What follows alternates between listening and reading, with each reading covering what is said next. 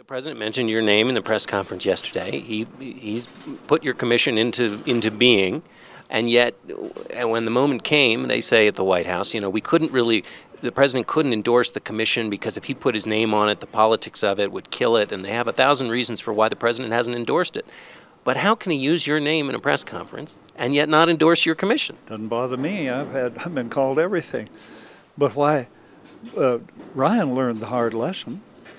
He had the guts to say, look, the biggest problem in America is the unsustainable one on automatic pilot, where seniors are not affluence tested. The guy who could buy the whole Aspen Institute could get a heart operation for 200 grand and not pay a penny.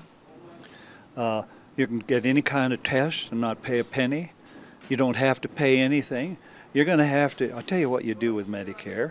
You reduce physicians' reimbursement. You reduce what goes to providers. You put up more copay as a patient. You affluence test the patient. You make hospitals keep one set of books instead of 2 or 3, and you quit the gimmickry between Medicaid and the states and the Fed. If you can't do that, you won't get there. So Ryan comes out with his plan. They tore him to bits. The libs tore him to bits, so they had more fun putting him up on the pike. If Obama had embraced this, his libs would have put him up on the pike. You think, we elected you to do this and that, and you crashed, you went for this and that, and nobody likes to be ridiculed. That's the one thing a politician can't stand.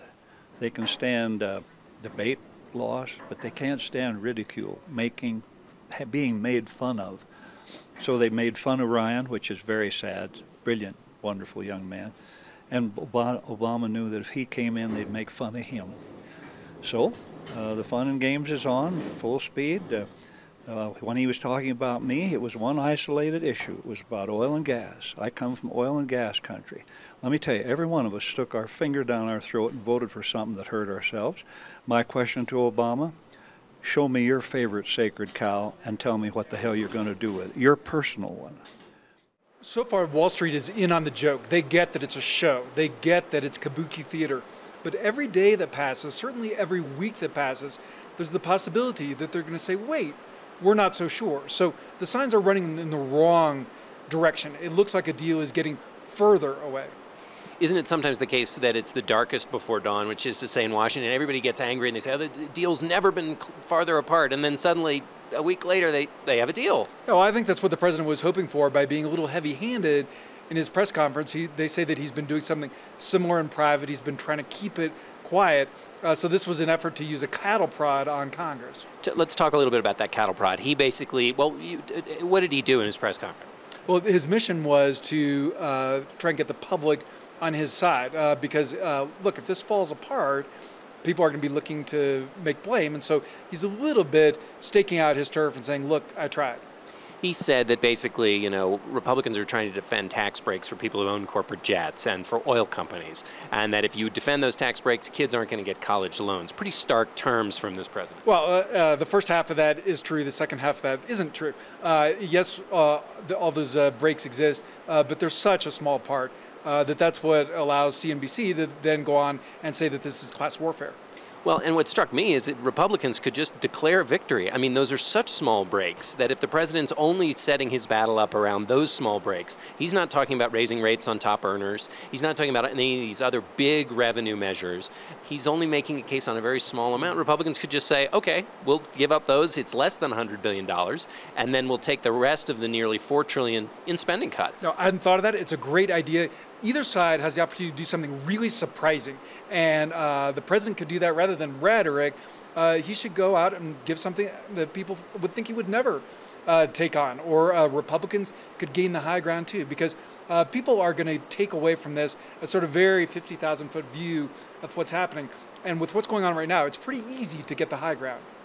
The president, as you said, was trying to kind of set the terms for this debate. How effective, though, can he be? He's given lots of press conferences, lots of talk. Can he really use the bully pulpit to kind of set the narrative here, or is he limited as a president? That gets through, and I've never been one of these people that buys the idea of him being overexposed, because I'm more by the White House idea that people just pick up little bits and pieces of it, and it's like in a campaign where you have to repeat and repeat and repeat. So he didn't reach a lot of people with that whole press conference yesterday, but as little pieces of it are talked about on the web, talked about on late night, it sinks in. Does he have to sustain that campaign then? This what people are calling class warfare, or putting Republicans in a box? Do you think he has to sustain that? They're suggesting to us that yesterday was a sort of strategic one use of the very heavy hand, and that we won't see that for a while, that now he'll be quiet again as he does the negotiations. We'll see. But Republicans, of course, are lashing back, and so that prolongs that cycle. Right, because in the end, he does have to get a deal. The president will get blamed more than anybody else if the market that you said, rightly said, is kind of waiting and seeing. If the market does react badly, he'll get the biggest blame. No, that's right, because not only do people expect Barack Obama to be different, to make Washington work. So when Washington's broken, Washington's frozen, not good for him. But secondly, people have brinksmanship fatigue. We had the government shut down, and now we have this again. I think most people assume it's going to happen at the last minute, and when people say Washington isn't working, he gets the most blame. All right, last question, totally off topic, which is about the Republican field in 2012. Michelle Bachmann announced this week. What do you make of Michelle Bachmann? She's doing well in the polls. Help us think about what her role is in this primary. She's giving her customers what she wants. Our reporters who are out in the states say that the two big things that primary voters say is that they don't like President Obama and they don't like health care. And she's going out and taking a very high decibel red meat approach to that, and people love it. And that's why she's tied in these polls. That's why we think that she could win Iowa. She could even win South Carolina. Unlikely to win the nomination, but she's going to be a big factor. It could be for a long time. Something you said earlier in a panel we were on this week I thought was really interesting, which is that the pushback against Michelle Bachmann is Republicans want to elect somebody who can beat Barack Obama. They don't necessarily, many Republicans think she can do that.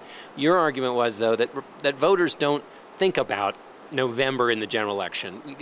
Give me that idea. I think that this idea that voters vote strategically, that they vote based on who's going to win, is a Washington hallucination. Voters don't vote like pundits or like political scientists. They vote for who they like. They vote who's speaking to their needs. It's no different than a city council election or a school council election. So people don't split their tickets. They're not trying to be David Broder. They're just voting for who they think best speaks for them. Mike Allen, thanks so much. It was fun. Amazing setting, right? Yeah, indeed. Now we'll go rafting or something. Sounds good.